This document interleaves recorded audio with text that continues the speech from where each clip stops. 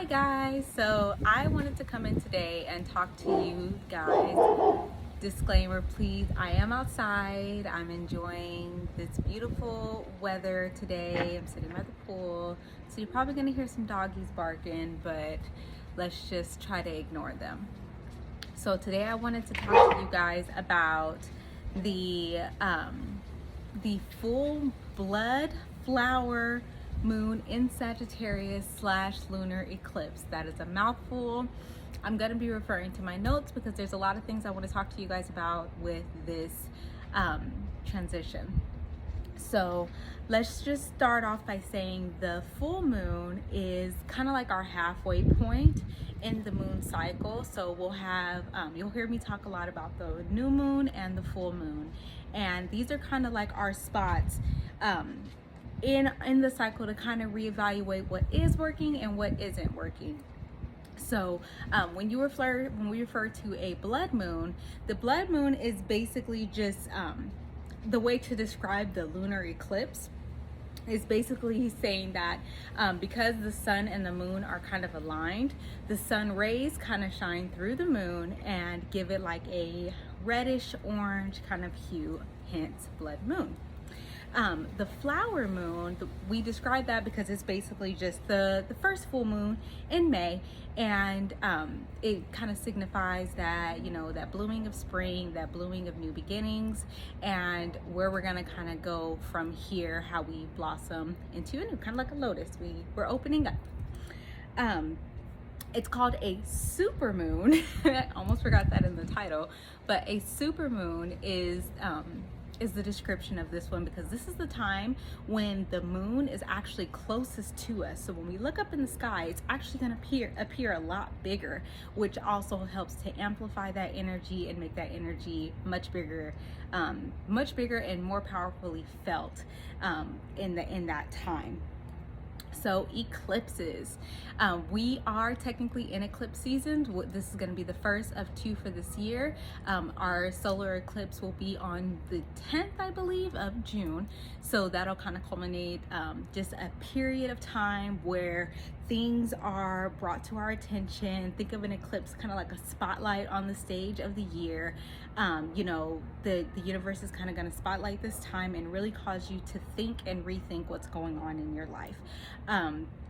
And it's gonna give you even more dramatic flair than a typical full moon would give you. So you really want to take note to what's working and what isn't working, what needs to be uprooted and what is kind of working for you. This is going to be a huge shift in our paths and a huge shift in our day-to-day and just our general lives. If you're working on something with your job, if you're creating a business, if you have relationships, really look out for those moments, because this eclipse can definitely bring some really huge shifts in that time. So as of May 20th, we are technically in Gemini, and as a fire sign, I can say that I'm kind of happy that we're in an air sign. I tend to move better in air energy. I'm a little more playful, as Geminis are. I typically communicate really well in Gemini season, but we want to keep in the back of our mind that we do have a Mercury Retrograde coming up, and that is going to halt all of our speeches. You know, when Mercury goes home into a planet like Gemini, a sign that is usually very clear in their speaking and can really speak very eloquently is probably going to be halted. So I would say, you know, give your Gemini some grace, because they may not be communicating as effectively as we may be used to them, as well as everyone else. You know, our speech will be all over the place. We'll be saying a bunch of things that just won't be resonating the way they normally would. People won't understand it the way, you know, you'll be like, oh, well, I meant to say yada yada yada, and you meant it from a really good place in your heart, but it was not received that way. It was received as malice, or it was received as, you know, you being shady or what have you. So just be very careful with your words in this season. This time is going to bring a lot of emotional highs. So emotional highs in the sense that you got to trust your intuition. So you're gonna those intuitive nudges are gonna be heightened. Those intuitive feelings are gonna be even more intense, and you're gonna have way more moments where you may see, you know, numbers that are continuous. You may have this continuous thought that you can't get out of your head. You may have repetitive dreams, and you know, it's going to communicate for different people in different ways. It just kind of depends on your own birth chart, which if you need help looking at your birth chart, please feel free to comment below, give me, you know, send me a message, and I can definitely kind of review your birth chart for you and give you an idea of what's going on.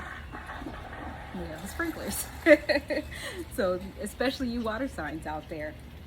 So something else that we're going to want to look into within this is that Saturn is actually going retrograde, and if I'm not mistaken, Saturn will be retrograde for a few months.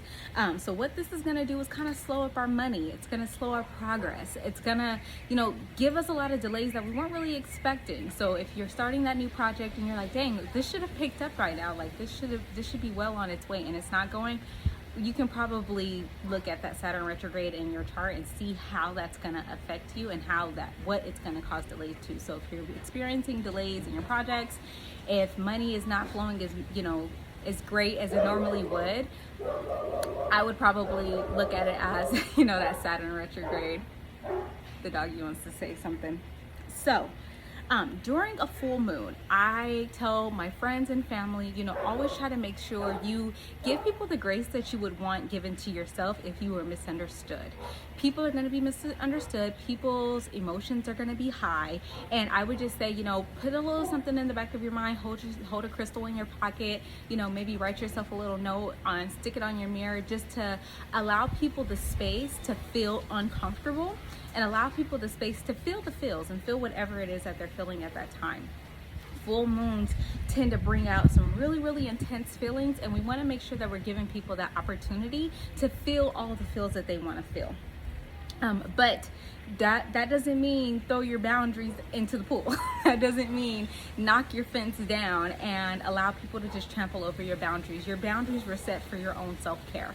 Make sure you have very strong boundaries. Don't let people just trample all over them, because there's definitely some other things coming in the month of June that you're going to want to make sure that you have you know, your own self-care and your own boundaries set in stone.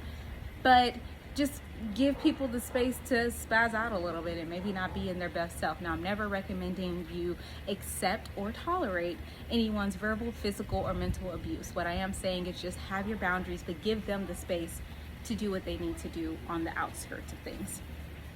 So one of the last things that I wrote here is that two things that are going to be really, really heightened in this season are your ego and your intuition. Now, your ego is loud. Your ego is like, oh, I gotta do it. It's anxiety. Your ego is like, you gotta do this now. I gotta get this project now. I gotta get gas right this second, or I'm gonna walk. I gotta record this video right this second, or the sun's gonna go down. Intuition is silent. Intuition is more along the lines of, I don't know if I left my glasses in my purse, but I'm gonna go. And then later on that day you realize, oh shoot, my glasses are on my counter and now it's dark and I can't really see, I can't really drive at night. So your intuition is a quieter voice. It passes by a lot quicker and you can almost miss it. Whereas your ego is loud and it doesn't let up and it doesn't leave you alone. Your ego, let's just say like you're meditating, the ego is that voice that we want to let it come in and let it keep going. So because your intuition is so high, pay close attention to those urges, those slight little nudges that you may feel to do something. Pay attention to that. So I just want to say, with this type of full, super, blood, flower, lunar eclipse moon, take some time to really write down what you're going to release. I think it's a great opportunity to take a few minutes and release whatever is no longer serving you.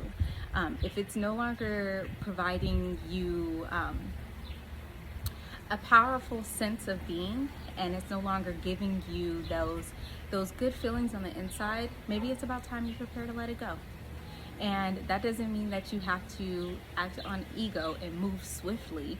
That just means that maybe now is the time where you start mentally processing what is bringing me my highest good and what is actually draining me.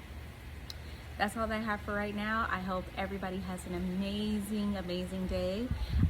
Again, if you guys want me to look at your birth chart or kind of give you a little more insight as to what's going on and how some of these transits may affect you, please feel free to leave a comment below.